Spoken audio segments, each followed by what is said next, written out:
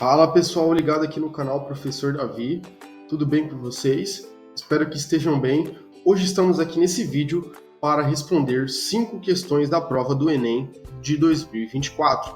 Para você que está chegando agora e ainda não é inscrito no canal, já se inscreve aqui embaixo, ativa o sininho das notificações e deixa aí a sua sugestão para o próximo vídeo. Vamos examinar o Exame Nacional do Ensino Médio do ano de 2024. Como vocês estão vendo aí, o caderno 1 azul, eu vou deixar o link aqui embaixo também da prova. Então eu vou pegar 5 questões para destrinchar aqui com vocês nesse vídeo. Então já fica até o final, dá like nesse vídeo aqui. Primeiro eu vou ler, para depois a gente responder junto. Questão 11. Evanildo Bechara prepara a sua aposentadoria de pouco em pouco, como se adiasse ao máximo. Aos 95 anos, o imortal da Academia Brasileira de Letras, ABL, alcançou um status de astro-pop no mundo da filologia e da gramática. Quando ainda tinha saúde para viagens mais longas, o filólogo lotava plateias em suas palestras na Europa e no Brasil, que não raro terminavam com filas para selfies. A idade acentuou o lado cientista e professoral de Bechara, que adota um tom técnico na conversa até mesmo diante das perguntas mais pessoais. Qual o seu tipo preferido de leitura? A minha leitura está dividida em 2 partes, a científica e a literária, estabelecendo uma relação de causa e efeito entre elas, responde. Ainda adolescente, Bechara descobriu a lexicologia. Um novo mundo se abriu para o pernambucano, que se mantém atento às metamorfoses do nosso idioma. Seu colega da Academia Brasileira de Letras, o filólogo Ricardo Cavalieri, se lembra de quando deu carona para o mestre e este inculcou com o estrangeirismo do aplicativo de navegação instalado no veículo. A vozinha do aplicativo avisou que havia um radar de velocidade reportado à frente. Lembra, Cavalieri? Esse reportado é uma importação, né? Notou Bechara, aí disponível no jornal O Globo.globo.com, acesse em 3 de janeiro. Muito importante, pessoal, quando você está fazendo o texto, você colocar a referência, se puder o ano também e o autor, beleza? Uma dica aí valiosa. Nesse texto, as falas atribuídas a Evanildo Bechara são representativas da variedade linguística. A. Situacional, pois o contexto exige o uso da linguagem formal. B. Regional, pois ele traz marcas do falar em seu local de nascimento. C. Sociocultural, pois sua formação pressupõe o uso de linguagem rebuscada. D. Geracional, pois ele emprega termos característicos de sua faixa etária. Ou letra E. Ocupacional, pois ele faz o uso de termos específicos de sua área de atuação. Então vou dar um tempinho aí para vocês responderem. E é isso aí, pessoal. Se você chutou a letra E, parabéns, você teria acertado essa questão no Enem de 2024. Por que essa é a única alternativa correta? Porque ele faz uma relação, como ele diz no texto, de causa e efeito. Ele faz uma análise do termo reportado, ele usa um tom muito técnico, né, em respostas pessoais da filosofia, da ciência linguística, da metalinguística, e por que as outras estavam erradas. Por exemplo, a situacional, o contexto da entrevista não exige formalidade, a escolha lexical é dele, é uma escolha profissional, beleza? Então ele poderia responder de forma simples, por exemplo, gosto de livros técnicos, mas ele opta por termos mais filosóficos. E B, regional, ou seja, não é isso porque tem esse erro, que é a ausência total de marcas geográficas, né, de sotaques, de regionalismo. Ele faz uma apresentação mais formal, né, uma importação, ou seja, ele refere-se ao estrangeirismo, não à origem regional. Sociocultural não é também, porque ele não faz nenhum uso da linguagem como reivindicação de alguma identidade ou política. Ele tem esse foco mais na precisão técnica do conceito, do discurso, da narrativa, e também não é etária, não é de causa e efeito por causa da idade dele, da faixa etária, né? Mas advém de uma formação acadêmica, né? Beleza, pessoal? Então, indo para a questão 16, vou fazer a leitura novamente. Uma definição possível para o conceito de arte afro-brasileira pode ser produção plástica que é feita por negros, mestiços ou brancos, a partir de suas experiências sociais com a cultura negra nacional. Exemplos clássicos dessa abordagem são Caribé, 1911-1997, Mestre Didi, 1917-2013 e Djanira de Mota e Silva, 1914-1979, cujas obras emergem e ganham forma em razão do ambiente social no qual habitaram e viveram. Se Didi era um célebre representante da cultura religiosa nagô-baiana e brasileira, iniciado desde o ventre no candomblé, Caribé era argentino e naturalizado brasileiro.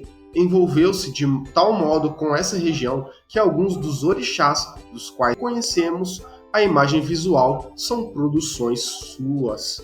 Disponível em premiopipa.com. Acesse em 13 de novembro de 2021 as referências sobre a perspectiva da multiculturalidade e, de acordo com o texto, a produção artística afro-brasileira caracteriza-se pela A. Estranhamento no modo de apropriação da cultura religiosa de matriz africana. B. Distanciamento entre as suas raízes de matriz africana e a estética de outras culturas. C. Visão uniformizadora das religiões de matriz africana expressada nas diferentes produções. Letra D. Relação complexa entre as vivências pessoais dos artistas e os referenciais estéticos de matriz africana. E letra E. Padronização da forma de produção e da temática da matriz africana presente nas obras dos artistas citados. E se você chutou a letra D, parabéns, você acertou. Pessoal, no texto a gente tem 3 elementos que confirmam essa resposta. A gente pode ver que tem vivências pessoais distintas, referências estéticas que não são padronizadas, né? Tem o elemento da multiculturalidade. Por exemplo, o Mestre Didi foi iniciado no candomblé desde o ventre, então já mostra uma raiz profunda, né? O Capré, que é um argentino naturalizado, né? Que acabou se aculturando, né? Feito uma imersão cultural aqui no Brasil, acabam também produzindo e reinterpretando contextos sociais brasileiros que remontam às tradições africanas, às suas trajetórias individuais e contextos diversos. Por que as outras alternativas estão erradas? A alternativa A diz que há estranhamento na apropriação religiosa, mas o texto mostra que há, na verdade, uma harmonia. Por exemplo, o Capré se integrou na religião, né, e na B fala em um distanciamento das raízes africanas, quando o texto, na verdade, prova uma conexão direta do Didi, por exemplo, no candomblé, e também na letra C, que sugere o uso das religiões de forma uniformizadoras. Mas os artistas, na verdade, têm abordagens distintas, tanto religiosas, quanto social, quanto identitárias, beleza, pessoal? E a letra E propõe uma padronização da temática, né, que é o contrário justamente até do que a própria questão pede. Pessoal, então a arte afro-brasileira não é um arquetipo, beleza? É um cruzamento vivo entre herança ancestral e também histórias pessoais, beleza? A alternativa D é a que mais capta essa complexidade e as demais acabam reduzindo um pouco essa riqueza multicultural e acaba estereotipando a cultura afro-brasileira. Indo para a questão 20, eu vou fazer a leitura novamente para vocês. Sempre passo nervoso quando leio minha crônica neste jornal e percebo que escapuliu a palavra coisa em alguma frase. Acontece que coisa está entre as coisas mais deliciosas do mundo. O primeiro banho da minha filha foi embalado pela minha voz dizendo ao fundo: cuidado, ela ainda é uma coisinha tão pequena. Viu só que amor? Nunca vi coisa assim. O amor que não dá conta de explicar é a coisa em seu esplendor e excelência. Alguma coisa acontece no meu coração. É a frase mais bonita que alguém já disse sobre São Paulo. E quando Caetano, citado aqui pela 3ª vez, para defender a dimensão poética da coisa, diz: coisa linda. Nós sabemos que nenhuma palavra definiria de forma mais profunda e literária o quão bela e amada uma coisa pode ser. Coisar é verbo de quem está com pressa ou tem lapsos de memória. É para quando mexe qualquer coisa dentro doida. E que coisa magnífica poder se expressar tal qual Caetano Veloso. Agora, chega, porque esse papo já tá de qualquer coisa. E eu já tô pra lá de Maraquete. Texto aí disponível na folha.uol.com.br. Acesso em 3 de janeiro de 2024. Então vamos para as alternativas. O recurso utilizado na progressão textual para garantir a unidade temática dessa crônica é a letra A, intertextualidade, marcada pela citação de versos e letras de canções. B, metalinguagem, marcada pela referência à escrita de crônicas pela autora. C, reiteração, marcada pela repetição de uma determinada palavra e dos seus cognatos. D, conexão, marcada pela presença dos conectores lógicos, quando e porquê entre as orações. E pronominalização, marcada pela retomada de minha filha e um namorado ruim, pelos pronomes ela e lo. Então, se você chutou a resposta correta C, você acabou de acertar mais uma questão. Parabéns! Logo, ela declara que ela explicita isso repetidas vezes com a própria variação semântica. Pessoal, porque quando ela reitera a palavra coisa, ela acaba que fala no texto, exagerei a palavra coisa, os sentidos e também o uso correlato que ela faz, né? Costurar ou qualquer coisa, né? A repetição direta de coisa. Então, assim, esse fecho temático acaba sendo a palavra-chave, que é a característica irrefutável, né? Que é a letra realmente C, que ela está reiterando. Beleza, pessoal? Então, as características são a repetição insistente, as variações lexicais e o fio condutor temático.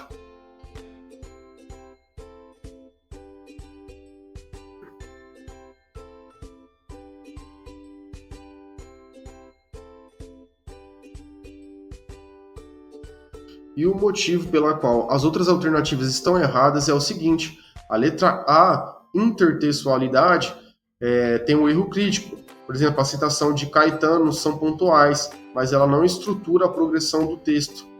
É uma citação meio que indireta ali, né? A B também fala metalinguagem, mas na verdade a menção escrita é, na verdade, secundária. Ela não explicita, né, não explica também a unidade do texto. Tá? E a D, conexões ou conectores, ou quando e o porquê aparecem, de fato, mas eles não sustentam o tema central, ok? Eles não são os elementos coesivos menores do texto.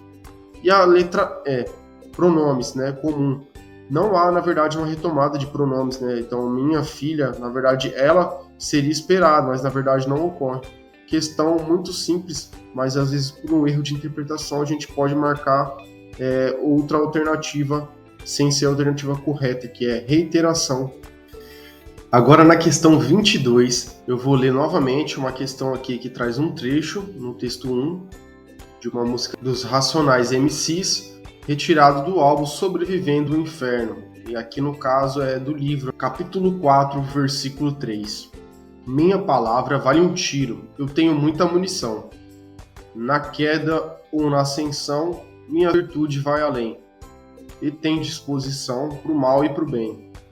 Talvez eu seja um sádico ou um anjo, um mágico, ou um juiz, ou um réu, ou bandido do céu. Malandro ou otário, quase sanguinário. Franco atirador se for necessário. Revolucionário, insano ou marginal. Antigo e moderno, imortal. Fronteira do céu com o inferno. Astral, imprevisível como um ataque cardíaco do verso. Texto 2. Pode-se dizer que as várias experiências narradas nos discos do Racionais retratam, no fundo, de um só tema: a violência que estrutura a nossa sociedade. O grupo canta a violência que estrutura as relações entre os familiares, os amigos, o homem e a mulher, o traficante e o viciado. Canta a violência do crime, a violência causada por inveja ou por vaidade. Também canta que a relação entre as classes sociais é sempre violenta. O racismo, a miséria, os baixos salários, a concentração de renda, a esmola, a publicidade, o alcoolismo, o jornalismo, o poder policial, a justiça, o sistema penitenciário, o governo existem por meio da violência. Então esse é um trecho aí da pesquisadora, né, que publicou, o título é Ouvindo Racionais MCs, foi publicado na Revista de Literatura Brasileira em 2004. Na letra da canção, a tematização da violência mencionada no texto 2 manifesta-se alternativa A como metáfora da desigualdade que associa a ideia de justiça a valores históricos negativos. Alternativa B, na referência a termos bélicos que sinaliza uma crítica social à opressão da população das periferias. C, como um procedimento metalinguístico que concebe a palavra como uma forma de combate e insubordinação. D, nas definições ambíguas do enunciador, que inverte e relativiza as representações da maldade e da bondade. E, na menção à imortalidade, que sugere a possibilidade de resistência para além da dicotomia entre a vida e a morte. Já pensou aí, galera, na resposta? Então, se você chutou a letra C, você está correto. Porque, pessoal, isso aqui emerge como um procedimento metalinguístico aqui no texto. Né? Tem a metalinguagem como o núcleo da letra, a palavra também como instrumento de combate, e também a insubordinação linguística, né? Exatamente isso, né? E tem muitos versos, como eu já começo, na minha palavra vale um tiro, ele estabelece uma equação, né, entre a linguagem e a arma, né? Então ele não descreve a violência, na verdade, né? Na verdade, essa violência é simbólica, né? É a palavra, é a munição que ele tem. E também ele enumera identidades contraditórias no trecho, né? Sádico ou anjo, juiz ou réu, revolucionário ou marginal, né? A partir de vários prismas, né? A partir de estereótipos, de pontos de vista, né? De hierarquias também. Então a minha palavra vale um tiro é a linguagem que age no mundo, né? Não o descreve, né? A violência não está sendo praticada. Ele está tentando fazer com que as pessoas entendam a mensagem que ele quer passar. E o ataque cardíaco do verso que ele usa ali no final é a poesia como uma coisa que paralisa toda a lógica do sistema e faz as pessoas pensarem naqueles problemas que ele está trazendo para aquela história que ele quer chamar a atenção. E por que as outras alternativas estão erradas? A letra A fala que a letra associa isso a valores e na verdade a letra denuncia a justiça como um instrumento de violência, né? A justiça existe por meio da violência, que o texto 2 fala. Então é isso que a questão está cobrando aqui. E a referência a termos bélicos, na qual a alternativa C traz, né, como tiro ou atirador, e B, né, essas referências bélicas como tiro ou atirador, né, munição, ela acaba sendo superficial, né? Porque é um poder de performativo, né, da palavra dele, como a arma que ele tem para fazer a crítica para mudar o mundo. Né? Então a letra D, a ambiguidade do enunciador, sádico ou anjo, na verdade não é uma relativização moral, mas é uma estratégia para nos levar a vários pontos de vista e para nos levar a rótulos diferentes, né, da hierarquia de poder, quem oprime e quem é oprimido. E a letra E não é também porque ele fala de imortalidade, né?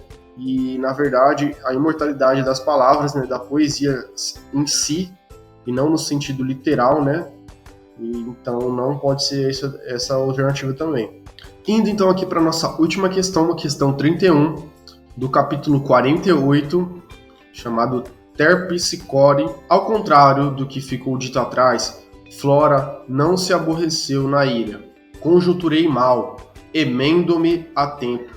Podia aborrecer-se pelas razões que lá ficam, e ainda outras que poupei ao leitor apressar. Mas, em verdade, passou bem a noite. A novidade da festa, a vizinha do mar, os navios perdidos na sombra, a cidade defronte com os seus lampiões de gás, embaixo e em cima, na praia e nos outeiros, eis aí aspectos novos que a encaram durante aquelas horas rápidas. Não lhe faltavam pares, nem conversação, nem alegria alheia e própria. toda ela compartia da felicidade dos outros. Via, ouvia, sorria, esquecia-se do resto para se meter consigo. Também invejava a princesa imperial, que viria a ser imperatriz um dia, com o absoluto poder de despedir ministros e damas, visitas e requerentes, e ficar só no mais recôndito do paço, fartando-se de contemplação ou de música. Era assim que Flora definia o ofício de governar. Tais ideais passavam e tornavam. De uma vez, alguém lhe disse, como para lhe dar força, toda alma livre é imperatriz. Então esse é um trecho de Isaú e Jacó, um livro muito famoso, muito cobrado também em provas e vestibulares aí do Machado de Assis. Convidada para o último baile do Império, na ilha fiscal localizada no Rio de Janeiro, Flora devaneia sobre aspectos daquele contexto, no qual o narrador ironiza a promessa de esperança com o futuro regime, b. alienação da elite em relação ao fim da monarquia, c. perspectiva da contemplação distanciada da capital, d. animosidade entre população e membros da nobreza, e fantasia de amor e de casamento da mulher burguesa.